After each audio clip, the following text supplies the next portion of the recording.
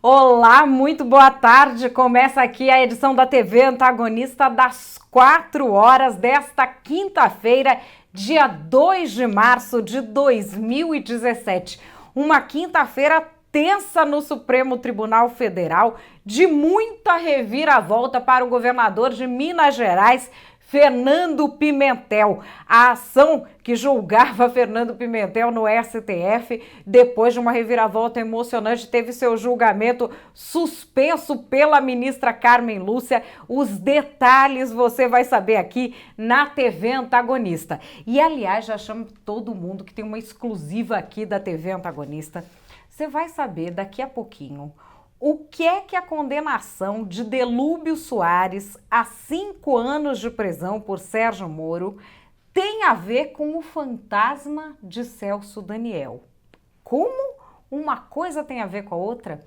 Tem sim, e você vai ficar sabendo aqui na TV Antagonista. Já chama todo mundo, já avisa que é só aqui que você confere. Você também ficou sabendo com exclusividade aqui na TV Antagonista que o governo Michel Temer, por meio de uma portaria do Ministério do Trabalho, havia regulamentado uma mamata extra para todos os sindicatos no Brasil. Eles passariam a receber uma contribuição obrigatória dos funcionários públicos, também os comissionados, não somente aqueles concursados. Um dinheiro em caixa que entraria facinho para eles. Mas agora, com uma decisão do Supremo Tribunal Federal, essa história que o Ministério tinha decidido não mudou, mas o equilíbrio de caixa mudou. Isso significa o quê? Que sindicalista vai ter que trabalhar para o trabalhador para começar a assegurar o seu fluxo de caixa. Você vai entender direitinho essa história com especialistas aqui na TV Antagonista. E vamos começar com essa história de Fernando Pimentel no Supremo Tribunal Federal. O que a gente tinha é essa ação direta de inconstitucionalidade, ADI 5540 do Partido Democratas, contra a Assembleia Legislativa de Minas Gerais.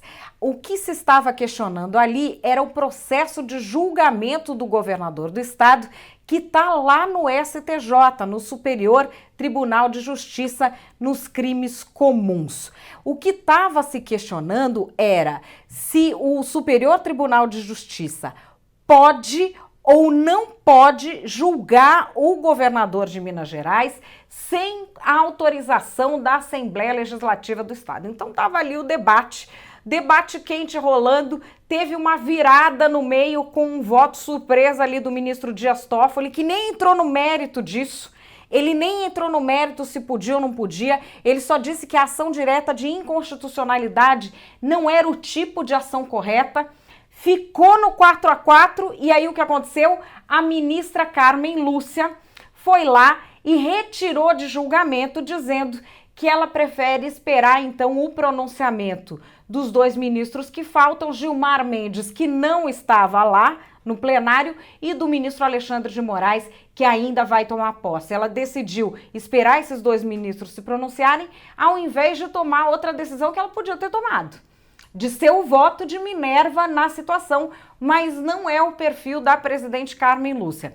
Nesse tipo de situação, você vai ouvir gente dizer que o regimento do Supremo diz isso, o regimento do Supremo diz aquilo.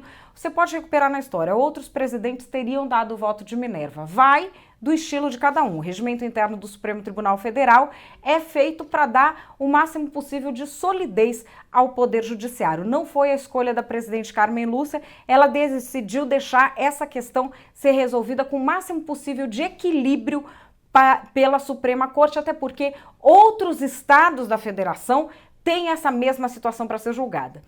A questão também é que virou meio um papo de futebol, meio uma discussão assim, além do que ia a ação. Vamos ver um trechinho. Não consigo conceber que um órgão político estadual acabe por manietar um órgão judicial do Judiciário Federal, que é o Superior Tribunal de Justiça. E nós temos um resultado Eu creio que só houve o implemento de uma licença para o Superior Tribunal de Justiça atuar. Rondônia. Por quê? Porque é difícil não ter o governador do estado com o diário na mão, a caneta empunhada, não ter na Assembleia mais de 1/3 de votos. Ele acaba não sendo o governador do estado. Então, foi o que eu disse, admitir-se necessidade da licença, o órgão federal ficará manietado. Não é o que ocorre quanto ao presidente da República, já que a licença é implementada também por um órgão federal, que é a Câmara dos Deputados. Bom, e assim fica suspensa essa história e a gente fica sem saber se Fernando Pimentel será ou não será julgado pelo STJ direto, se a Assembleia Legislativa precisa ou não precisa autorizar esse julgamento do governador de Minas Gerais, pelo menos por enquanto. E eu não sei se vocês já viram no youtube.com/o antagonista, se você é inscrito, com toda certeza você já viu. Você que não sai aí das suas redes sociais, com toda certeza já recebeu a sua notificação. E aproveita e se inscreve aqui, você que está no YouTube, se inscreve no nosso canal, aqui na exclamação, tá vendo?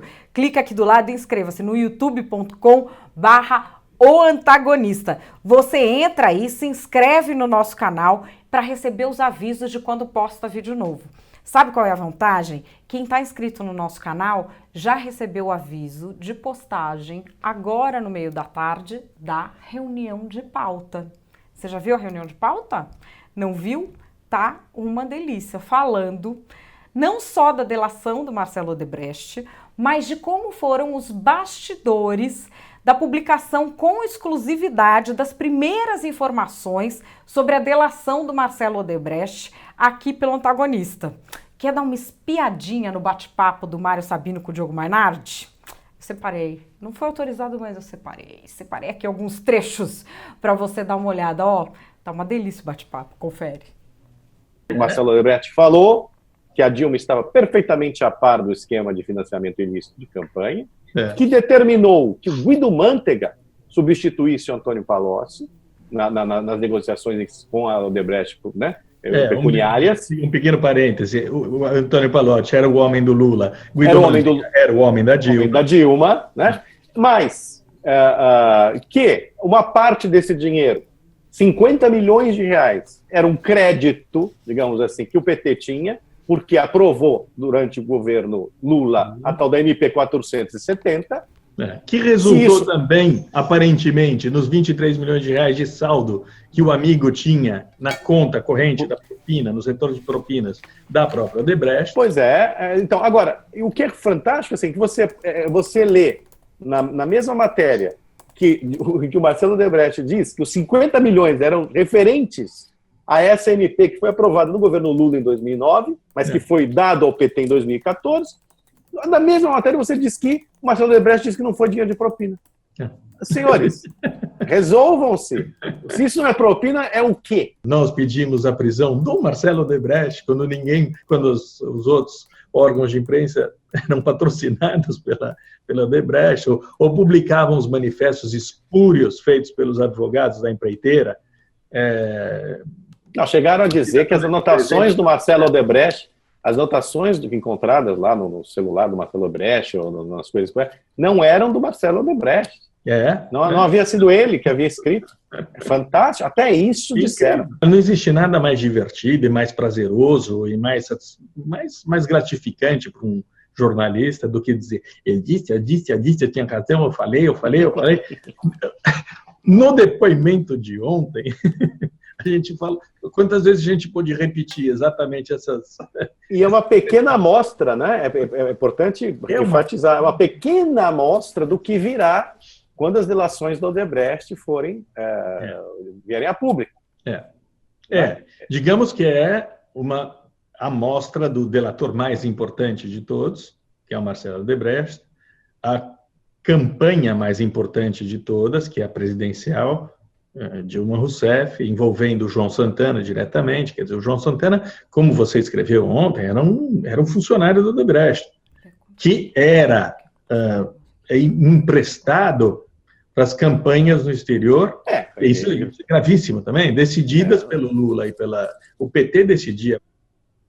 Bom, se você ainda não assistiu, assista. O título dessa reunião de pauta é Os Bobos da Corte. Tá super interessante. Não tá na ordem cronológica essa edição que eu fiz, tá na ordem que eu achei aí mais legal, mas tá, deliciosos os bastidores de como foi essa correria aí de toda a equipe do antagonista, principalmente do Mário Sabino e do Diogo Mainardi, num fuso horário diferente, para trazer as informações em primeira mão sobre a Lava Jato para vocês. E já tem agora os desdobramentos disso, que é a segunda alma mais honesta do Brasil. A primeira vocês já sabem quem é, e a segunda já publicou esta nota à imprensa sobre as declarações do empresário Marcelo Odebrecht em depoimento à Justiça Eleitoral.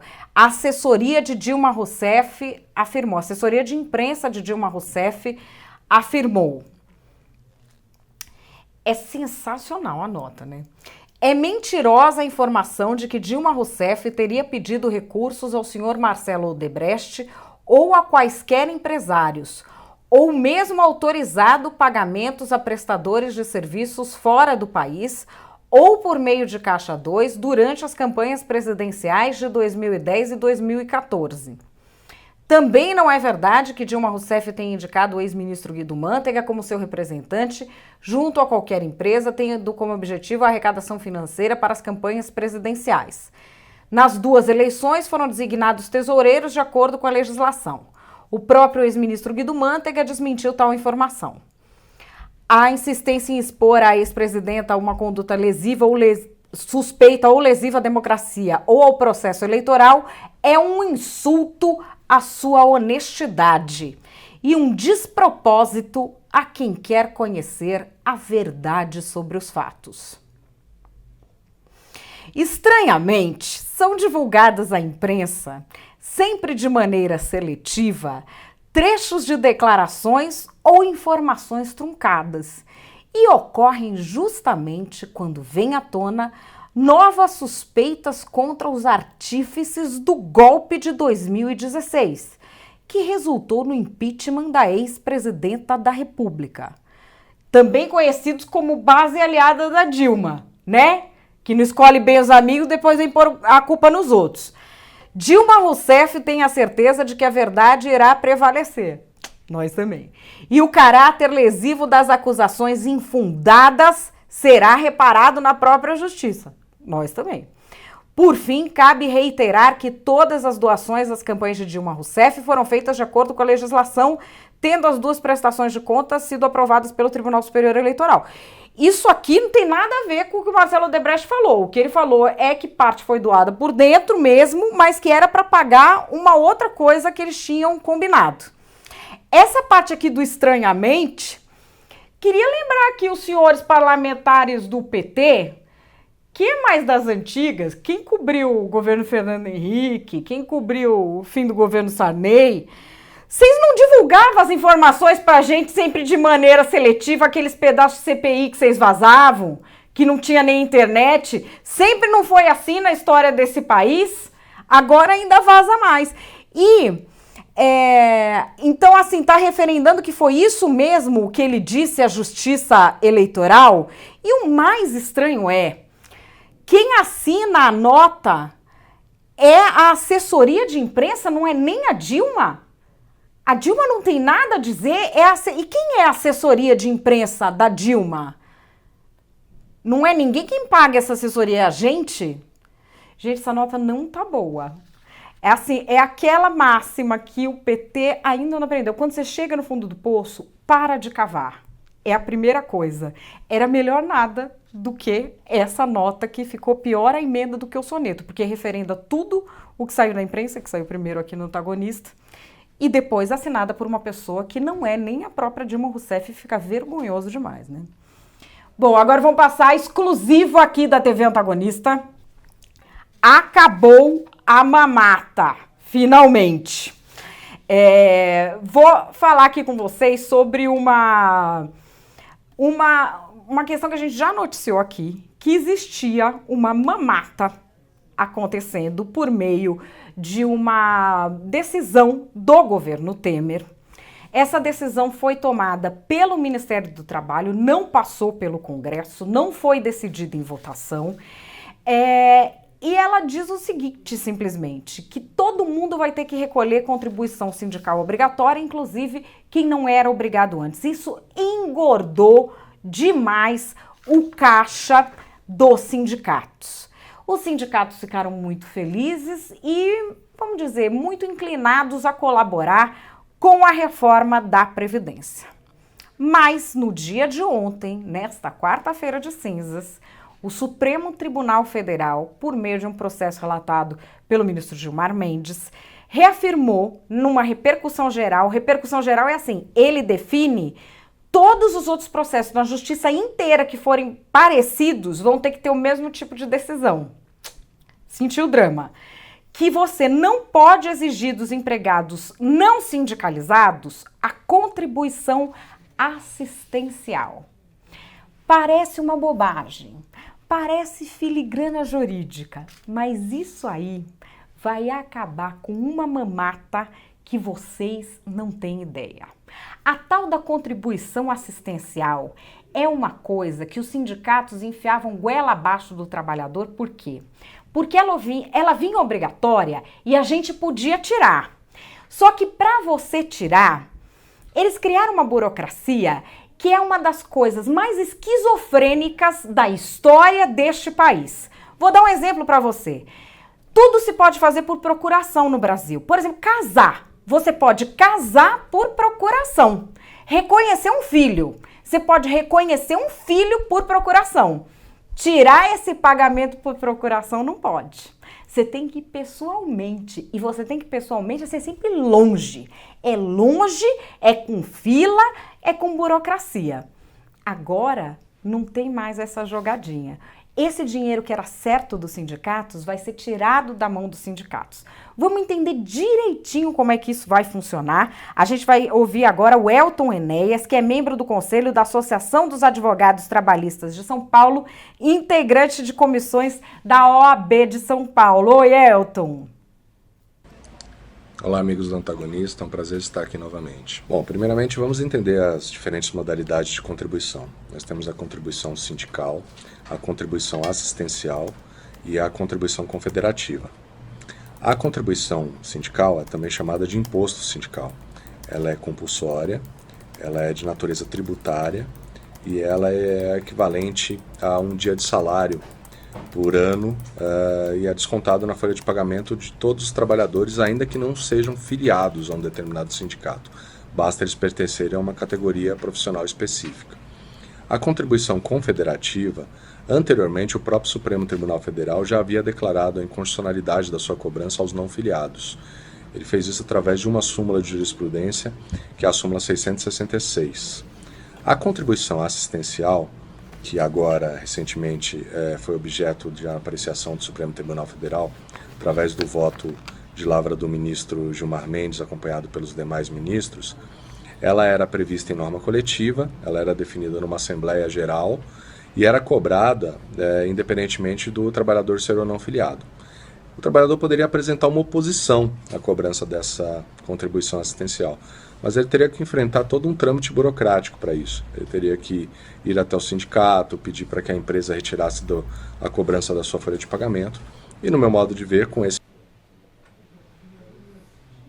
Bom, aqui vocês estão discutindo no chat a tal da contribuição sindical, que é um dia de trabalho. Essa permanece, essa não tem jeito. Mas a jogadinha da contribuição assistencial, essa jogadinha é que foi retirada, vocês entenderam? Então, com essa jogadinha da contribuição assistencial que foi retirada, os sindicatos ficam sem tanto jogo para acertar o caixa. Porque a contribuição assistencial, eles podiam colocar valores a mais, colocar valores a menos, a diretoria decidia, os trabalhadores não eram consultados. E na maioria das vezes os trabalhadores nem sabiam, porque eles não tinham se sindicalizado voluntariamente. Eles não faziam parte do sindicato. Todo mundo vive isso. Muitos dos sindicatos aqui no Brasil não defendem os trabalhadores da categoria. Aliás, muitas vezes há sindicatos que fazem atos públicos defendendo figuras públicas que processam trabalhadores da categoria. Isso vai ter que mudar. O sindicato vai ter que começar a ser o quê? Sindicato. É o que diz o Elton. Pelo menos se quiser começar a ganhar dinheiro. Será?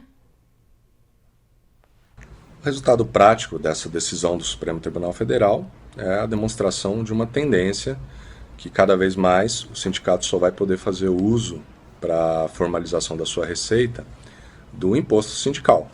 Qualquer outro tipo de modalidade de cobrança de contribuição, ele só vai poder fazer uso caso ele tenha o trabalhador filiado explicitamente ao sindicato.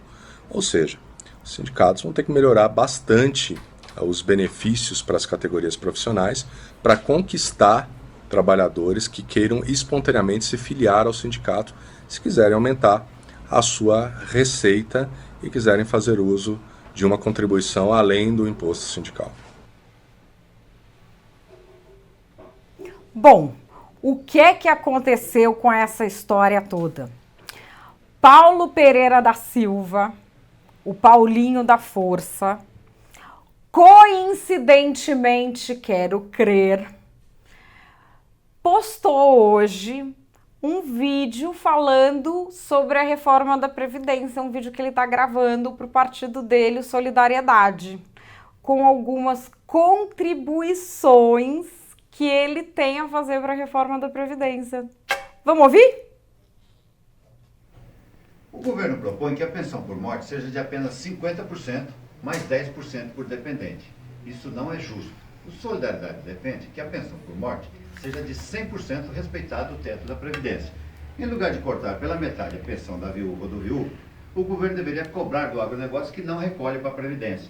Deveria ainda moralizar as entidades filantrópicas que também não recolhem. E o mais importante, acabar com as desonerações que vai render 60 bilhões para a Previdência.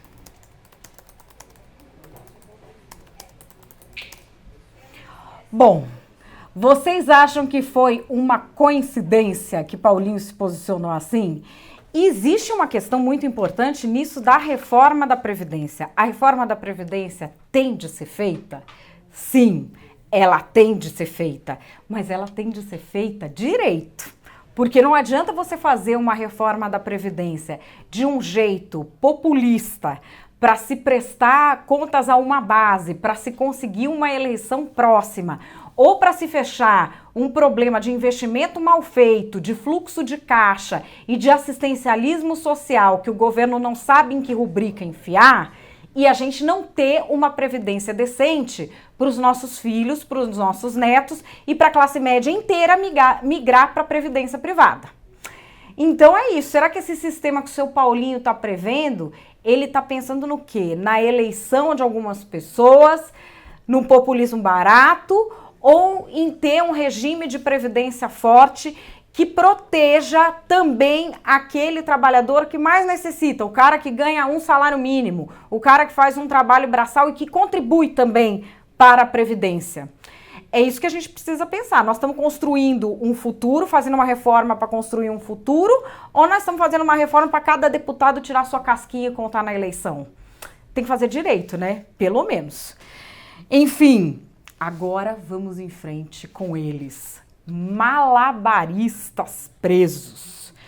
Sérgio Moro deu um despacho hoje falando em malabarismo financeiro ao descrever os crimes de lavagem de dinheiro de Delúbio Soares e Companhia Limitada.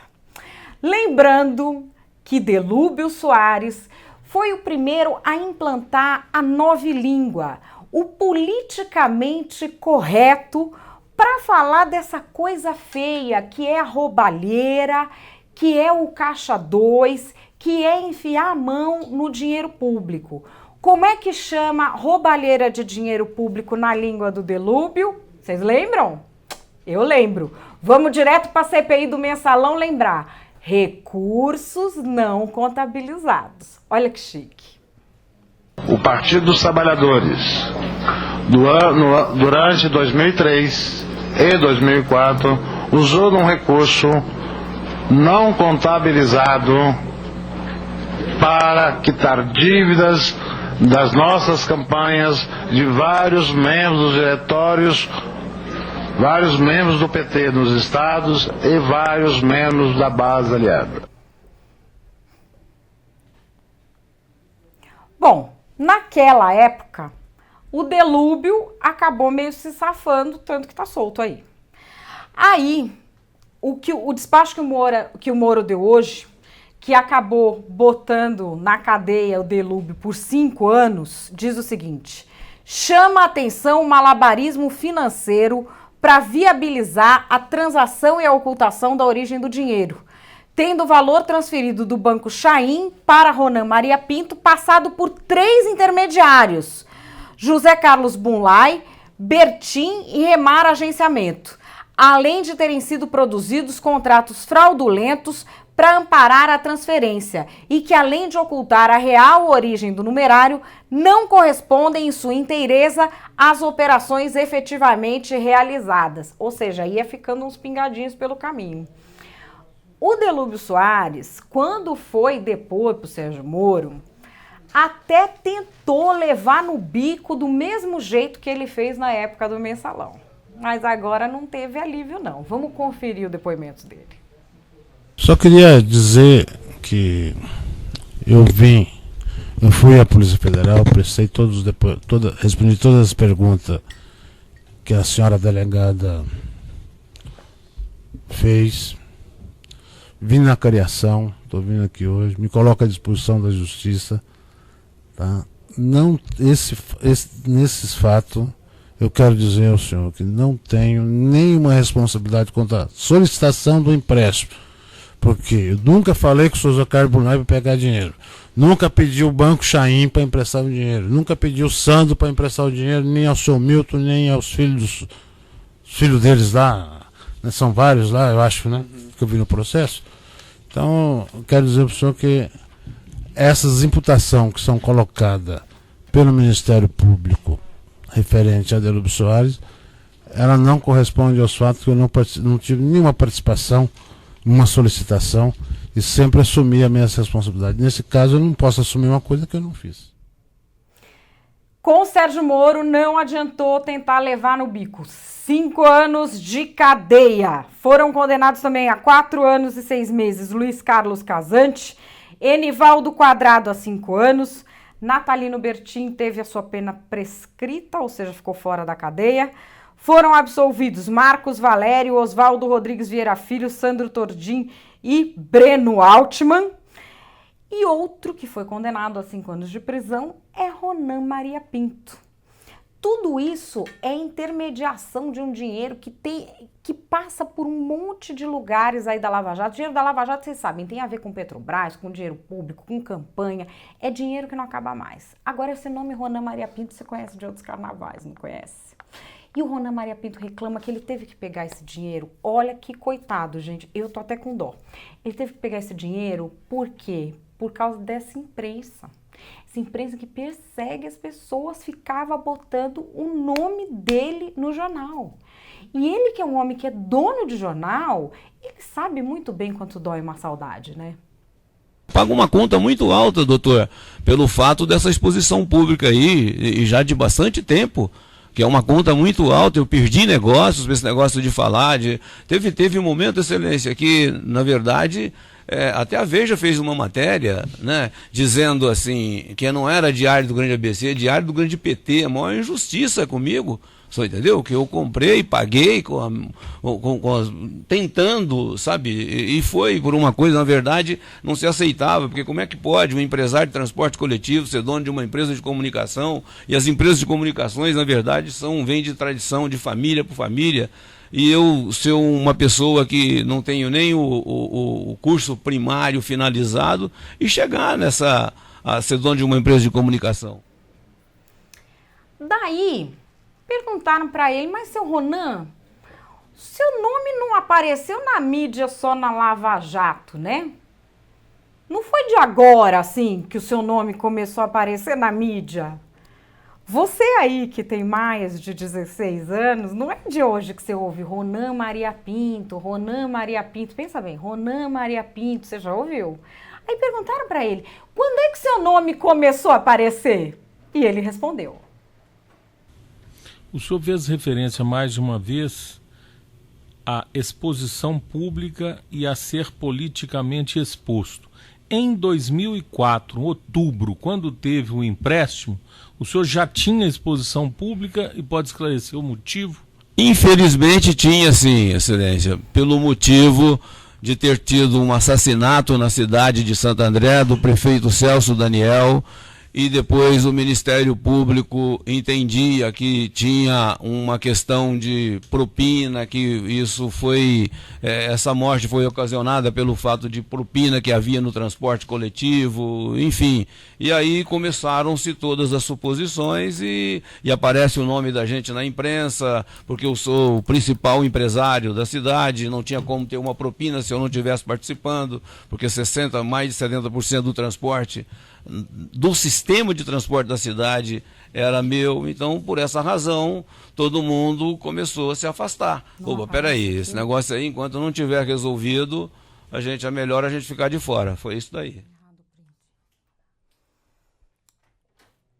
Bom, aí a gente tem essa confirmação de que Ronan Maria Pinto, ele próprio dizendo que estava aparecendo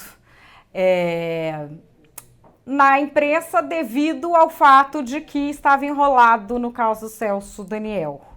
Você que acompanha isso desde sempre, Ronan Maria Pinto era uma das pessoas acusadas de fazer parte daquele esquema de propina, e ele, com esse dinheiro que teria recebido ali, comprou o Jornal da Cidade, que é o jornal que cobre a região do ABC, o jornal Diário do Grande ABC.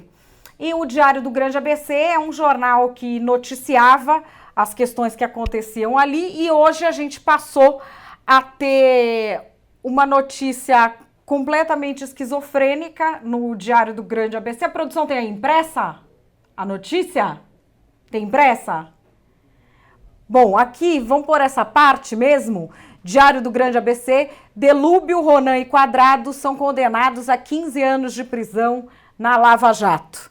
O juiz federal Sérgio Moro condenou o ex-tesoureiro do PT, Delúbio Soares, o empresário Ronan Maria Pinto, de Santo André, e o empresário Enivaldo Quadrado a 5 anos de prisão por lavagem de dinheiro. Os três são acusados de lavagem de 6 milhões de um empréstimo fraudulento feito junto ao Banco Chaim em favor do PT. Eu queria que colocasse aquele pedaço que eles falam que ele é o dono do jornal no meio da notícia, porque nós chegamos a um ponto em que o padrão moral do PT se impôs no jornal, muito embora ele diga que o jornal não tem nada a ver com o PT, porque no dia de hoje nós temos um jornal que noticia que o próprio dono foi condenado a 5 anos de prisão, como se estivesse dando uma notícia de um buraco na rua.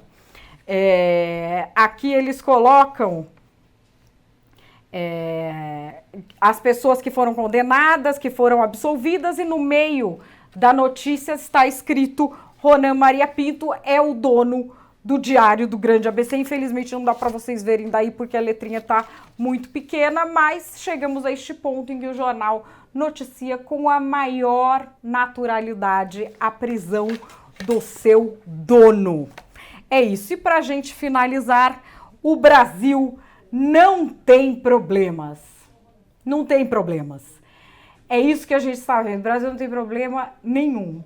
Porque enquanto tudo isso está acontecendo, você vê o prefeito de Salvador, ACM Neto, fez esse lindo post na sua página da internet. Vamos dar uma olhada.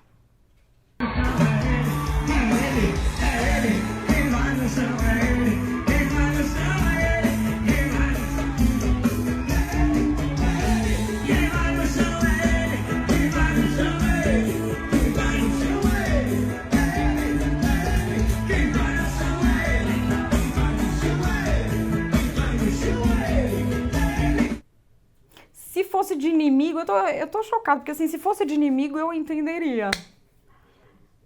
Não dá. Gostou aqui, mas não dá, cara, não dá. Não, pra mim não dá isso aí. Vocês querem saber? Pra mim não dá. Eu acho que Salvador tem problemas que não são resolvidos na Reboladinha. Ou se com a Reboladinha ele resolver, né? Resolve na Reboladinha, então. Não dá, pra mim não dá isso aí de Reboladinha. Sinto muito. Se ele estivesse resolvendo coisa com a Reboladinha, vai lá, mas rebolar em cima de carro alegórico, ainda postar, sei lá, se o inimigo dele tivesse postado, eu compreenderia. Acho que nem passaria aqui.